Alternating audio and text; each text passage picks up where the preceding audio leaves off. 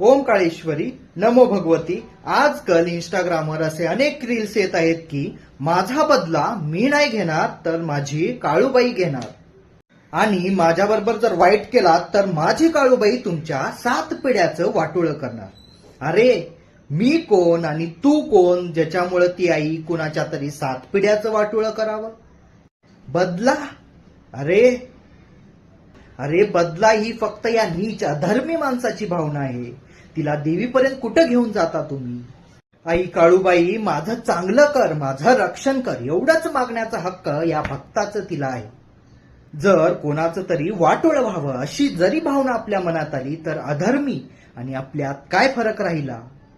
मग इथे कोणाची भावना बरोबर आहे सांगा तुम्हीच.